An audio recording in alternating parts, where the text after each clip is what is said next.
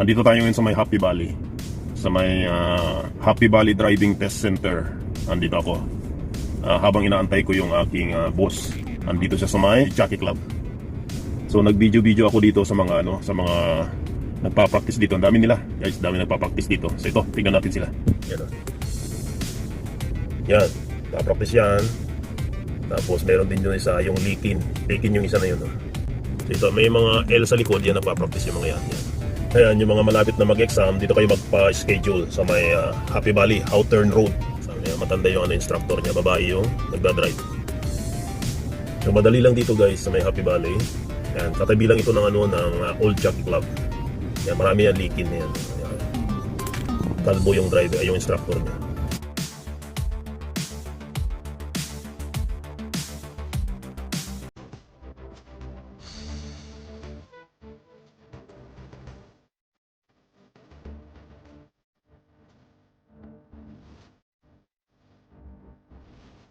Dito yan sa Outtern Road. Katabi lang ng Old Jockey Club. Ito yung Old Jockey Club eh.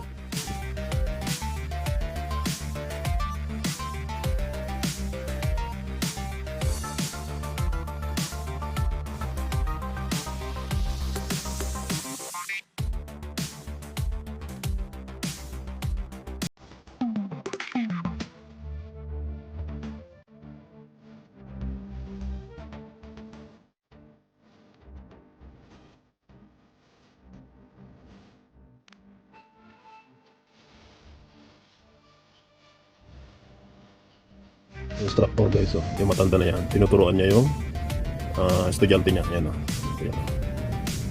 So, meron pa dito isa.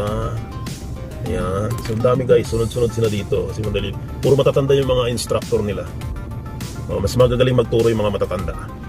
Yan, dami nila. Yan. Dito sila, ikot-ikot lang sila dito.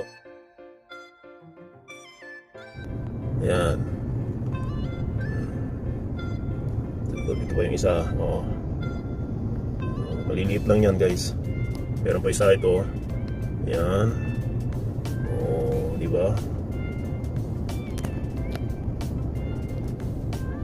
Merong dalawa dito. Tinitignan nyo. Siguro mag-e-exam ito. Kaya tinitignan niya yung pag-e-examan niya.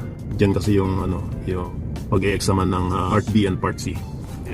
Ito yung Happy Valley na Happy Valley Driving Test Center. Ito yun. So umpisa manggagaling ka doon sa may toilet yun yung nandun.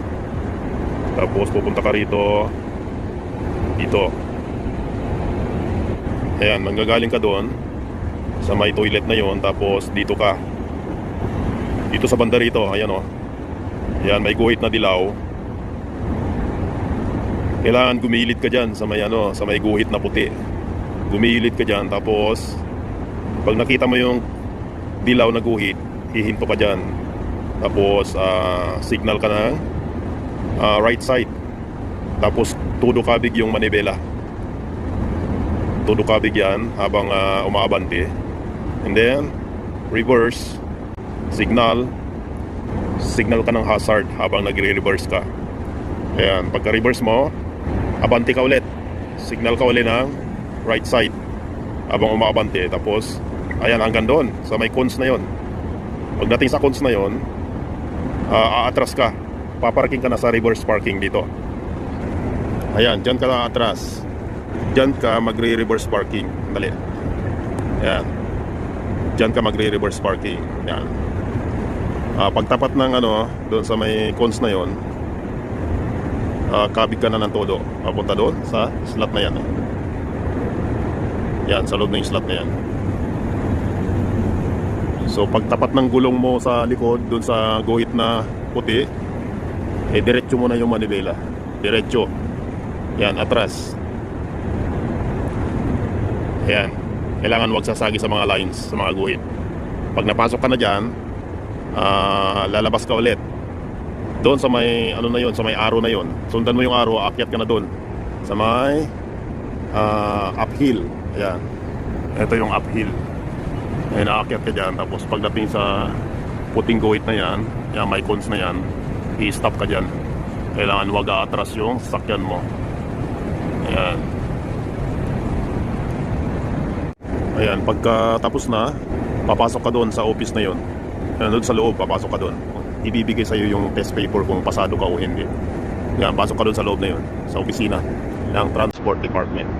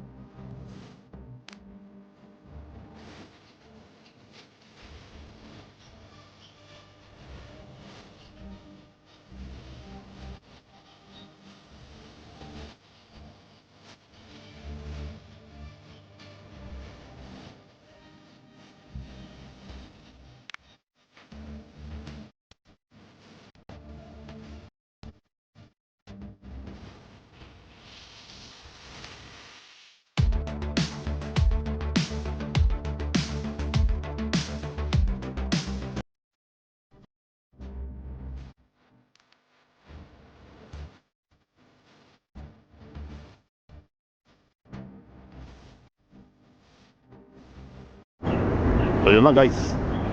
Kung gusto nyo magpa-schedule dito, yung mga mag-exam na, dito kayo magpa-schedule sa sa may Hawthorne Happy Valley. Katabi lang ito ng Old Jockey Club.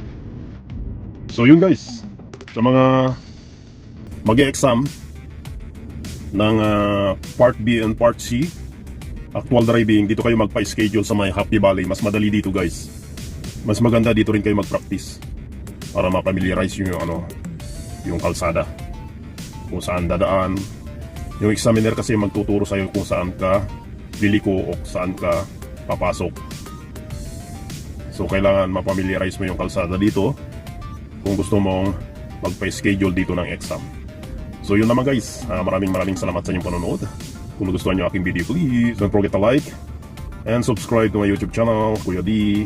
Maraming salamat po sa inyo lahat. Bye-bye.